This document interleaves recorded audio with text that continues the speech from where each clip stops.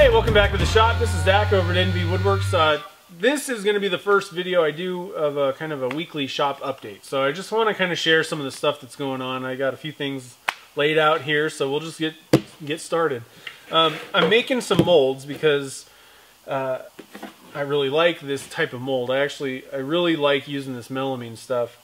It's easy to make, and what I found is I don't have to even unscrew these things because I use the Stoner mold release. That's what it's called. Stoner mold release agent. And when it's cured and I pulled it out of the pressure pot, all I do is I just turn it over and the thing falls out. I never got that with these cutting board material molds. And I think the problem is there's kind of a diamond etched pattern in this stuff, and I think the Alumilite kind of grabs into that and it just won't come out without you taking it all apart. So but the cutting board material, I didn't really like doing that because the screws stripped out of the plastic. I'm not a big fan of that stuff. So I like the melamine, it works good. The only issue is you got to use a little bit thicker, it's a little bit of a thicker material, but eventually I want to buy some 1/2-inch melamine plywood stuff, so that'll make these things even smaller. But making more molds now, like I said, one of the things is the ones that I made before are perfect for pen blanks. They're not very deep. It's just about 1.25 inches. Problem is I've had people that want 7/8 or 1-inch blanks made, and this thing gets really close. I mean, obviously it's 1.25 inches, but when you're picking it up and moving it, it's sloshing and stuff. So, and people want bigger blanks too. So I decided to make these a little bit deeper so that I can pour, 1.5 inches, no problem.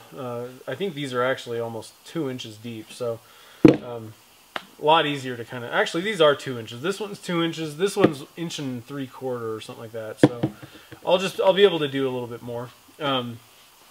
The other reason I'm making some more molds is because I got a huge order of blanks, and they're not actually turning blanks. I got contacted by an art professor at Brunei Polytechnic.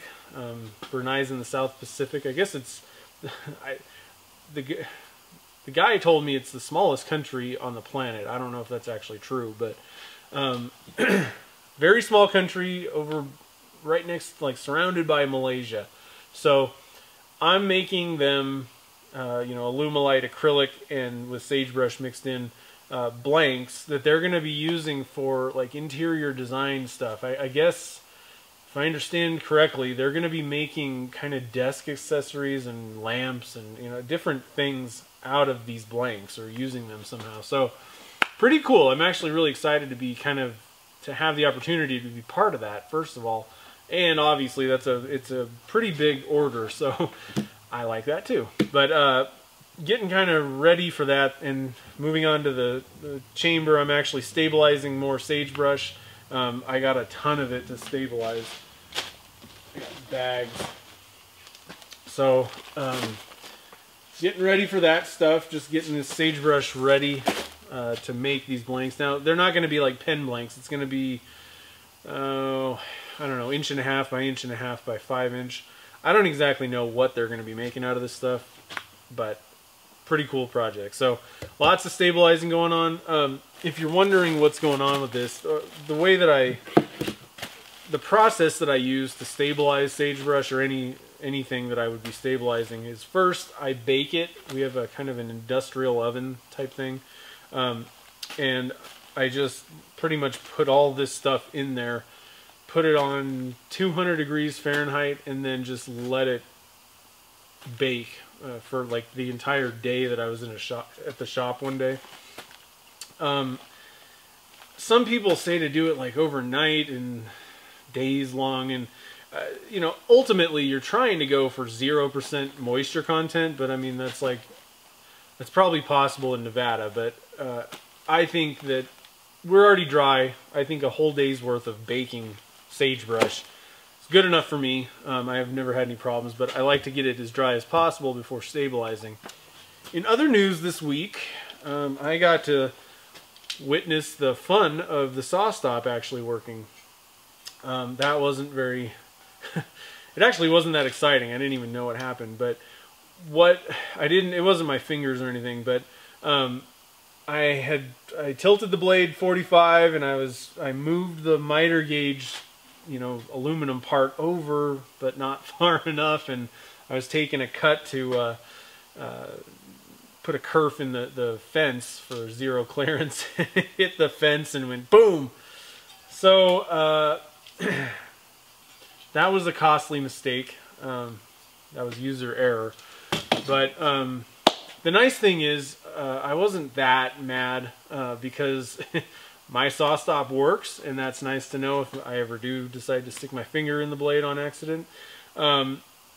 The thing that sucked about it was I had a project what I was working on it was like a rush order for a client, and I really did not need that at the time, but I was still not even really that pissed because in the back of my mind I'm thinking, well, if I ever have an accident on this thing, it looks like it might actually work. So kind of sucked. I'm gonna actually send this blade back to Forrest if I can get it off this brake, and see if it's see what they say about it. I think it's toast, but we'll see. I don't know. Either way, I'm going to buy a new Forrest Woodworker 2 blade pretty soon here.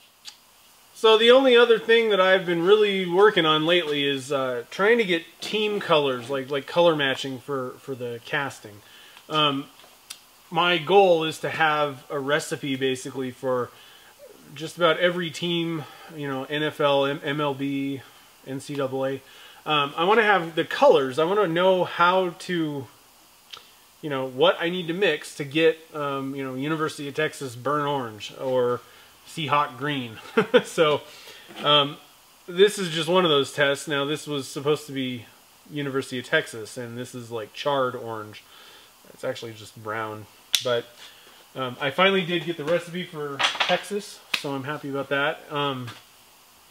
It's actually pretty much the same color as this shirt, but what else? I'm working on Lakers or LSU, kind of the purple and gold.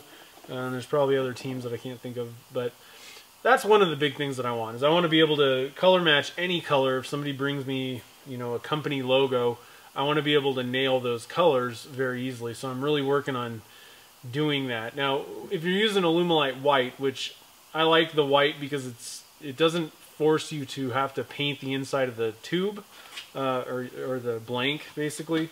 But if you're using that, it's Alumilite white, so you can't just mix, you know, one part green, one part blue and expect it to be turquoise, you know, because you're adding it to a white resin.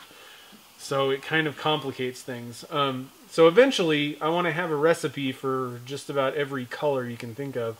And I'm going to have that, I'm probably going to put it in a PDF and actually share that somewhere once I get everything done. So I think that would be extremely helpful. I wish somebody actually had that already, but I'll share the kind of recipes and stuff. The other thing is, even just adding, you know, you can add up to 5% dye in the part A of Alumilite.